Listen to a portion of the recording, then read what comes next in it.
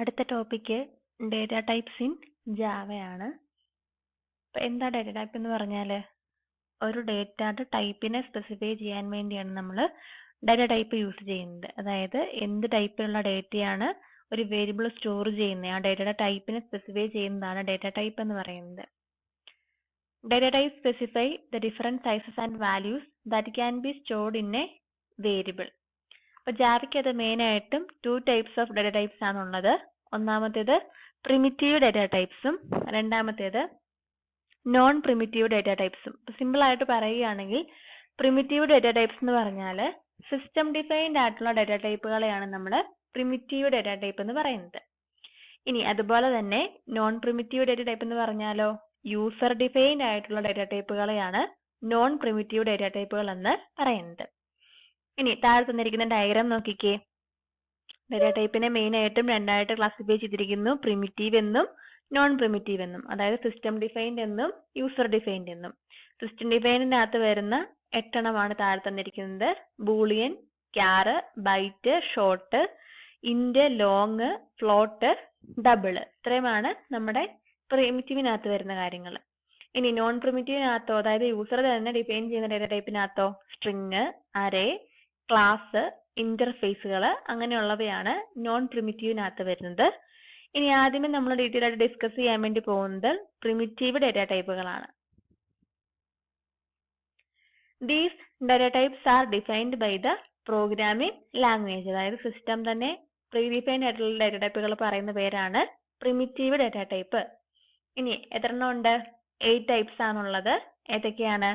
Boolean, byte, char, short, int, long, float and double data type. ആദ്യമേ discuss ചെയ്യുന്നത് Boolean data type ആണ്. The Boolean data type is used to store only 2 possible values, true and false. നമ്മൾ എന്തിനു വേണ്ടി Boolean എന്ന് പറയുന്ന data type use ചെയ്യുന്നത്? എന്തെങ്കിലും ട്രൂ അല്ലെങ്കിൽ ഫോൾസ് വാല്യൂസ് സ്റ്റോർ ചെയ്യാൻ വേണ്ടി അല്ലെങ്കിൽ റെപ്രസെന്റ് ചെയ്യാൻ വേണ്ടിയാണ് നമ്മൾ ബൂളിയൻ ഡേറ്റ ടൈപ്പ് യൂസ് ചെയ്യുന്നത്. The Boolean data type specifies 1 bit of information. അതായത് 0 എന്നോ അല്ലെങ്കിൽ 1 എന്നോ ഉള്ള 1 ബിറ്റ് ഡേറ്റനെ സ്റ്റോർ ചെയ്യാൻ വേണ്ടിയാണ് നമ്മൾ ബൂളിയൻ ഡേറ്റ ടൈപ്പ് യൂസ് ചെയ്യുന്നത്. അപ്പൊ അതിന്റെ സൈസ് എന്ന് പറഞ്ഞാൽ എത്രയായിരിക്കും? 1 ബിറ്റ് ആണ് അതിന്റെ സൈസ്. അപ്പൊ ഡേറ്റ ടൈപ്പ് പഠിക്കുമ്പോൾ അതിന്റെ ഡെഫിനിഷൻ പഠിക്കുക, എന്തിനു വേണ്ടി എന്ത് വാല്യൂനെ സ്റ്റോർ ചെയ്യാനെന്നുള്ള കാര്യം പഠിക്കുക, അതോടൊപ്പം തന്നെ സൈസ് പഠിക്കുക. ഒരു എക്സാമ്പിൾ നിങ്ങൾ പഠിച്ചു വെക്കുക. താഴെ തന്നിരിക്കുന്ന നോക്കിയേ, ബൂളിയൻ എക്സാമ്പിൾ ആണ് തന്നിരിക്കുന്നത്. ഡേറ്റ ടൈപ്പ്, വേരിയബിളിന്റെ നെയിം, വാല്യൂ. ഡേറ്റ ടൈപ്പ് ഏതാ? ബൂളിയൻ ആണ്. വേരിയബിളിന്റെ നെയിം ആണ് 1 എന്നുള്ളത്. അതിന് നമ്മൾ അസൈൻ ചെയ്ത് കൊടുത്തിരിക്കുന്ന വാല്യൂ ആണ് ഫോൾസ് എന്ന് പറയുന്നത്. ഇനി രണ്ടാമത്തെ ക്ലാസിഫിക്കേഷൻ ആണ് byte data type. The byte data type is an example of primitive data type. It is an 8 bit signed 2's complement integer. അതിന്റെ വാല്യൂ റേഞ്ച് ആണ് തന്നിരിക്കുന്നത്. അപ്പൊ ബൈറ്റ് ഡേറ്റ ടൈപ്പ് എന്തിനു വേണ്ടിയിട്ടാണ്? 8 ബിറ്റുകളെ സ്റ്റോർ ചെയ്യാൻ വേണ്ടിയാണ് നമ്മൾ ബൈറ്റ് എന്ന് പറയുന്ന ഡേറ്റ ടൈപ്പ് യൂസ് ചെയ്യുന്നത്. അപ്പൊ ഇതിന്റെ സൈസ് എത്രയാണ്? 8 ബിറ്റ്സ് ആണ്. ഇനി അതിന്റെ വാല്യൂവിന്റെ റേഞ്ച് ആണ് തന്നിരിക്കുന്നത്. -128 തൊട്ട് 127 വരെയുള്ള വാല്യൂസ് ആണ് നമുക്ക് ഇതിനകത്ത് സ്റ്റോർ ചെയ്യാൻ വേണ്ടി പറ്റുന്നത്. ഡിഫോൾട്ട് ആയിട്ടുള്ള വാല്യൂസ് എന്ന് പറഞ്ഞാൽ 0 ആണ്. ബൈറ്റ് നമ്മൾ സാധാരണയായിട്ട് യൂസ് ചെയ്യുന്നത് എന്തിനാന്ന് ചോദിച്ചാൽ നമുക്ക് ബിറ്റിനെക്കാട്ടിലും വലുതായിട്ടുള്ള വാല്യൂവും അതുപോലെ തന്നെ ഇന്റിജറിനെക്കാട്ടിലും ചെറുതായിട്ടുള്ള വാല്യൂവും നമുക്ക് സ്റ്റോർ ചെയ്യാൻ വേണ്ടിയാണ് നമ്മൾ ബൈറ്റ് എന്ന് പറയുന്ന ഡേറ്റ ടൈപ്പ് യൂസ് ചെയ്യുന്നത്. എക്സാമ്പിൾ തന്നിരിക്കുന്നു. Byte A = 10, byte B = -20. Data ടൈപ്പും വേരിയബിളിന്റെ നെയിം ആണിത്, കൊടുത്തിരിക്കുന്ന വാല്യൂ ആണിത്. ഇനി അടുത്തതാണ് short data type. Short. The short data type is a 16 bit signed 2's complement integer. The short data type can also be used to save memory. Just like byte data type, a short data type is 2 times smaller than an integer. അപ്പൊ short എന്ന് പറയുന്നത് എന്തിനു വേണ്ടിയിട്ടാണ്? 16 ബിറ്റുകളുള്ള ഡേറ്റാനെ, integer വാല്യൂസിനെ നമുക്ക് store ചെയ്യാൻ വേണ്ടിയാണ് short എന്ന് പറയുന്ന ഡേറ്റ ടൈപ്പ് യൂസ് ചെയ്യുന്നത്. അതായത് ബൈറ്റിനെക്കാട്ടിലും വലുതും എന്നാൽ ഇന്റിജറിനെക്കാട്ടിലും ചെറുതുമായിട്ട് നിൽക്കുന്ന വാല്യൂസ് ഉണ്ടല്ലോ, അങ്ങനെയുള്ള ഇന്റിജർ വാല്യൂസിനെ സ്റ്റോർ ചെയ്യാൻ വേണ്ടിയാണ് നമ്മൾ 16 ബിറ്റുകളുള്ള ഷോർട്ട് എന്ന് പറയുന്ന ഡാറ്റ ടൈപ്പ് യൂസ് ചെയ്യുന്നത്. അതിന്റെ റേഞ്ച് തന്നിട്ടുണ്ട്, അത് പഠിക്കുക. അതോടൊപ്പം തന്നെ നമ്മൾ പറഞ്ഞു ഇന്റിജറിനെക്കാട്ടിലും 2 മടങ്ങ് ചെറുതാണ് ഏത്, ഷോർട്ട് എന്ന് പറയുന്ന ഡാറ്റ ടൈപ്പ്. എക്സാമ്പിള്, ഷോർട്ട് എന്ന് പറയുന്ന ഡാറ്റ ടൈപ്പ്, വേരിയബിളിന്റെ നെയിം, ഒരു വാല്യൂ. അടുത്താണ് ഇന്റ് ഡാറ്റ ടൈപ്പ്. നമ്മൾ നേരത്തെയൊക്കെയുള്ള പ്രോഗ്രാമിംഗ് ലാംഗ്വേജിനകത്ത് പഠിക്കുന്ന ഒരു ഡാറ്റ ടൈപ്പ് ആണ് ഇന്റ്. എന്തിനു വേണ്ടിയിട്ടാണ്? ഇന്റിജർ വാല്യൂസിനെ സ്റ്റോർ ചെയ്യാൻ വേണ്ടിയാണ് ഇന്റ് ഡാറ്റ ടൈപ്പ്. പക്ഷെ ജാവയ്ക്കകത്തുള്ള പ്രത്യേകത എന്താണ്? ഇന്റിജർ ടൈപ്പിന്റെ സൈസ് എന്ന് പറയുന്നത് 32 ബിറ്റ് ആണ്, അല്ലെങ്കിൽ 4 ബൈറ്റുകളാണ് നമുക്ക് വേണ്ടത്. എന്തിനു വേണ്ടിയിട്ട്? ഇന്റിജർ വാല്യൂവിനെ സ്റ്റോർ ചെയ്യാൻ വേണ്ടിയിട്ട്. അപ്പോൾ ഷോർട്ടിനെക്കാട്ടിലും വലുതായിട്ടുള്ള ഇന്റിജർ വാല്യൂസ് സ്റ്റോർ ചെയ്യാൻ വേണ്ടിയാണ് നമ്മൾ ഇന്റ് എന്ന് പറയുന്ന ഡാറ്റ ടൈപ്പ് യൂസ് ചെയ്യുന്നത്. അതിന്റെ റേഞ്ച് ആണ് തന്നിരിക്കുന്നത് കേട്ടോ. എവിടം തൊട്ട് എവിടം വരെയുള്ള വാല്യൂസ് ആണ് നമുക്ക് സ്റ്റോർ ചെയ്യാൻ പറ്റുന്നതെന്നുള്ളതാണ് റേഞ്ച് കൊണ്ട് ഉദ്ദേശിക്കുന്നത്. Example, int a equal to ഒരു വാല്യൂ തന്നിട്ടുണ്ട്, ഇന്റ് ബി ഈക്വൽ ടു മറ്റൊരു വാല്യൂ തന്നിട്ടുണ്ട്. എക്സാമ്പിൾ നിങ്ങൾ പഠിച്ചു വെക്കുക. അടുത്താണ് ലോങ് ഡാറ്റ ടൈപ്പ്. അപ്പൊ നമുക്ക് ഇന്റിനകത്ത് നമുക്ക് 4 ബൈറ്റ്സ് ഉള്ള ഇന്റിജറിനെ നമുക്ക് സ്റ്റോർ ചെയ്യാൻ വേണ്ടി പറ്റും. ഇനി അതിലും വലിയ ഇന്റിജർ വാല്യൂ വന്നാലോ, അതിനു വേണ്ടിയാണ് നമ്മൾ 64 ബിറ്റ് ഉള്ള ഇന്റിജർ വാല്യൂസിനെ സ്റ്റോർ ചെയ്യാൻ വേണ്ടി പറ്റുന്ന ലോങ് എന്ന് പറയുന്ന ഡാറ്റ ടൈപ്പ് യൂസ് ചെയ്യുന്നത്. ലോങ് എന്ന് പറയുന്ന ഡാറ്റ ടൈപ്പ്. ഇനി അതിന്റെ റേഞ്ച് ഇവിടെ തന്നിട്ടുണ്ട്. അതുപോലെ തന്നെ the long data type is used when you need a range of values more than those provided by int. നമ്മൾ പറഞ്ഞ കാര്യം തന്നെ, ഇന്റിനെക്കാട്ടും വലുതായിട്ടുള്ള ഇന്റിജർ വാല്യൂസ് സ്റ്റോർ ചെയ്യാൻ വേണ്ടിയാണ് നമ്മൾ ലോങ് എന്ന് പറയുന്ന ഡാറ്റ ടൈപ്പ് യൂസ് ചെയ്യുന്നത്. എക്സാമ്പിൾ, ലോങ് എന്ന് പറയുന്ന ഡാറ്റ ടൈപ്പ്, വേരിയബിളിന്റെ നെയിം, വാല്യൂ. അടുത്താണ് float data type. Float data type എന്തിനു വേണ്ടിയിട്ടാണ്? പോയിന്റ് വാല്യൂസിനെ സ്റ്റോർ ചെയ്യാൻ വേണ്ടിയാണ് നമ്മൾ ഫ്ലോട്ട് ഡാറ്റ ടൈപ്പ് യൂസ് ചെയ്യുന്നത്. അതിന് സൈസ് എന്ന് പറയുന്നത് 32 ബിറ്റ്, അതായത് 32 ബിറ്റ്സ് അല്ലെങ്കിൽ 4 ബൈറ്റ് ഉള്ള ഫ്ലോട്ടിംഗ് പോയിന്റ് നമ്പറിനെ സ്റ്റോർ ചെയ്യാൻ വേണ്ടിയാണ് നമ്മൾ ഫ്ലോട്ട് എന്ന് പറയുന്ന ഡാറ്റ ടൈപ്പ് യൂസ് ചെയ്യുന്നത്. ഡിഫോൾട്ട് വാല്യൂ 0.0 ആണ്, 0.0 ആണ് ഡിഫോൾട്ട് വാല്യൂ എന്ന് പറയുന്നത്. ഇനി അടുത്തതാണ് എക്സാമ്പിൾ തന്നിട്ടുണ്ട്. അടുത്തതാണ് ഡബിൾ ഡാറ്റ ടൈപ്പ് എന്ന് പറയുന്നത്. അതായത് 32 ബിറ്റ്സിനെക്കാട്ടിലും കൂടുതൽ ഉള്ള ഫ്ലോട്ടിംഗ് പോയിന്റ് നമ്പർ നമുക്ക് സ്റ്റോർ ചെയ്യണമെങ്കിൽ അതിനു വേണ്ടിയാണ് നമ്മൾ ഡബിൾ എന്ന് പറയുന്ന ഡാറ്റ ടൈപ്പ് യൂസ് ചെയ്യുന്നത്. Double precision 64 bit floating point number store ചെയ്യാൻ വേണ്ടിയാണ് നമ്മൾ ഡബിൾ എന്ന് പറയുന്ന ഡാറ്റ ടൈപ്പ് യൂസ് ചെയ്യുന്നത്. Default value 0.0. എക്സാമ്പിൾ തന്നിട്ടുണ്ട്. അടുത്താണ് ക്യാർ എന്ന് പറയുന്ന ഡാറ്റ ടൈപ്പ്. എന്തിനു വേണ്ടിയിട്ടാ? ക്യാരക്ടേഴ്സിനെ സ്റ്റോർ ചെയ്യാൻ വേണ്ടിയാണ് ക്യാർ എന്ന് പറയുന്ന ഡാറ്റ ടൈപ്പ് യൂസ് ചെയ്യുന്നത്.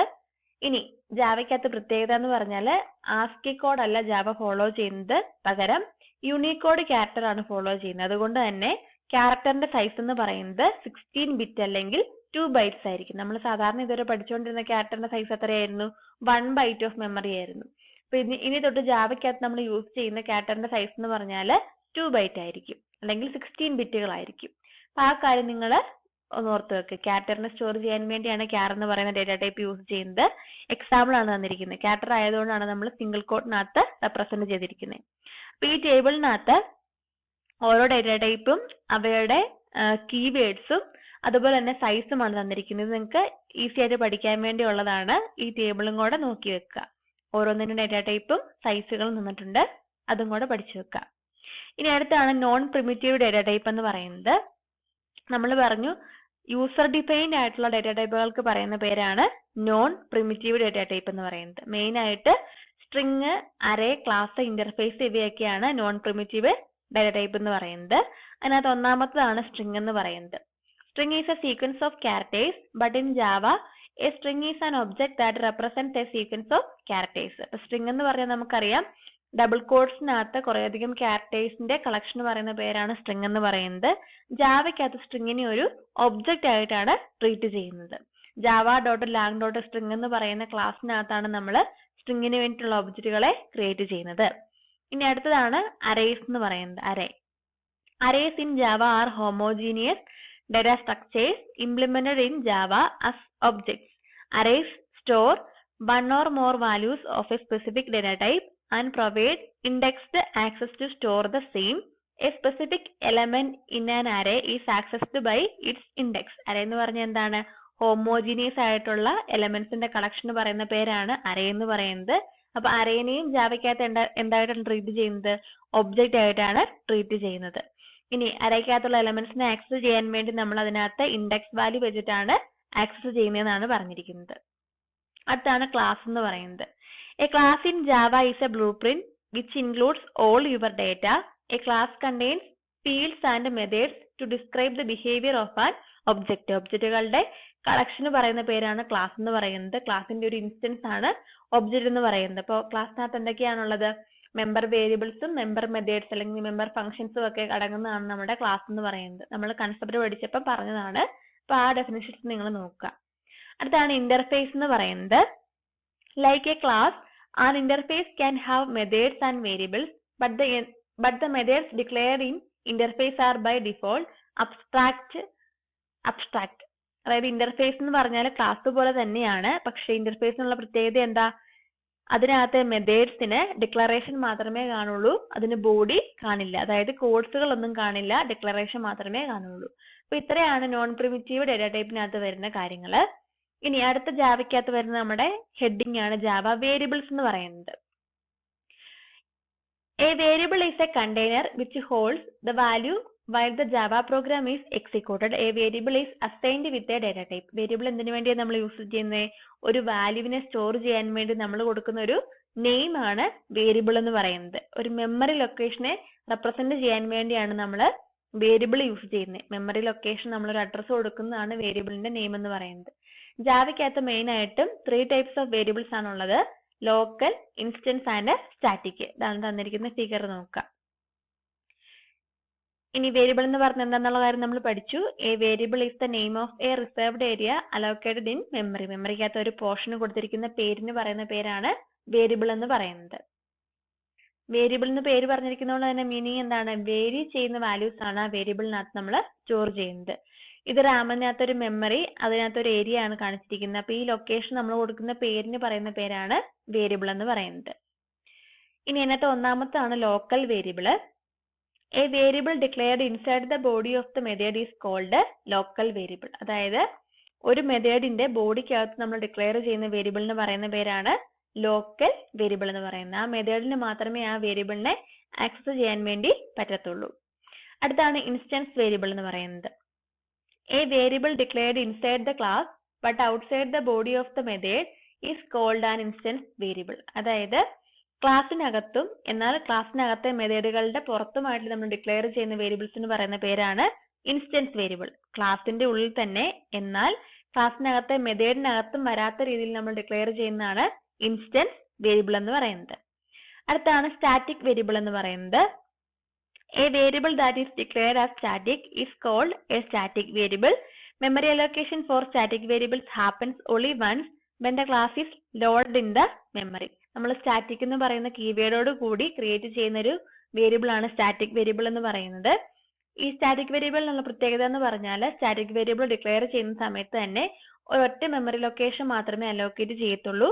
എവിടെയൊക്കെ സ്റ്റാറ്റിക് വേരിയബിൾ നമ്മൾ ആക്സസ് ചെയ്യുന്നോ അവിടെയെല്ലാം ആ ഒരു വേരിയബിളിന്റെ കോപ്പിയാണ് നമ്മൾ റെഫർ ചെയ്യുന്നത്. പ്രത്യേകം മെമ്മറി ലൊക്കേഷൻ അതിനുവേണ്ടി അലോക്കേറ്റ് ചെയ്യുന്നില്ല. മെമ്മറിനെ സേവ് ചെയ്യാൻ വേണ്ടിയാണ് നമ്മൾ സ്റ്റാറ്റിക് വേരിയബിൾ യൂസ് ചെയ്യുന്നത്. താഴെ തന്നിരിക്കുന്ന എക്സാമ്പിൾ നോക്കിക്കേ. ഇതിനകത്ത് ക്ലാസ് എന്ന് പറഞ്ഞാൽ എ എന്നാണ് ക്ലാസിന്റെ പേര്. അതിനകത്ത് കുറേയധികം വേരിയബിൾസും മെത്തേഡും ഒക്കെ ഡിക്ലെയർ ചെയ്തിട്ടുണ്ട്. ഇവിടെ നോക്കിക്കേ, ഈ മെത്തേഡിനകത്ത് ഡിക്ലെയർ ചെയ്തിരിക്കുന്ന വേരിയബിളിന് പറയുന്ന പേരാണ് ലോക്കൽ വേരിയബിൾ. ഈ മെത്തേഡിന് മാത്രമേ ഈ വേരിയബിളിനെ ആക്സസ് ചെയ്യാനായിട്ട് പറ്റുകയുള്ളൂ. ഇനി സ്റ്റാറ്റിക് എന്ന് പറയുന്ന കീവേഡോട് കൂടി നമ്മൾ ക്ലാസ്സിനകത്ത് ഡിക്ലെയർ ചെയ്തിരിക്കുന്ന വേരിയബിൾ ആണ് സ്റ്റാറ്റിക് വേരിയബിൾ. എം എന്ന് പറയുന്നതാണ് സ്റ്റാറ്റിക് വേരിയബിൾ.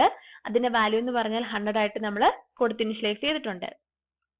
പിന്നെ നോക്കി ഇന്റെ ഡേറ്റ എന്ന് പറഞ്ഞു തന്നിരിക്കുന്നു. നോക്കി ഒരു വാല്യൂ, അതായത് ക്ലാസ്സിനകത്താണ്. നമുക്ക് ക്ലാസിന്റെ ബ്രേസ് എൻഡ് ചെയ്യുന്നത് ഇവിടെയാണ്. ക്ലാസ്സിനകത്താണ് ആ വേരിയബിൾ വന്നിരിക്കുന്നത്. എന്നാൽ ക്ലാസ്സിനുള്ളിലുള്ള മെത്തേഡിന്റെ ഔട്ട് സൈഡിലുമാണ്. ക്ലാസ്സിനുള്ളിലുള്ള മെത്തേഡ് ആണ് ഏത്? മെത്തേഡ് എന്ന പേരുള്ളതാണ് ക്ലാസ്സിനുള്ളിലെ മെത്തേഡ്. അതിന്റെ ഔട്ട് സൈഡിലാണ്. എന്നാൽ ക്ലാസ്സിനകത്തുമുള്ള ഒരു വേരിയബിളിന് പറയുന്ന പേരാണ് ഇൻസ്റ്റൻസ് വേരിയബിൾ എന്ന് പറയുന്നത്.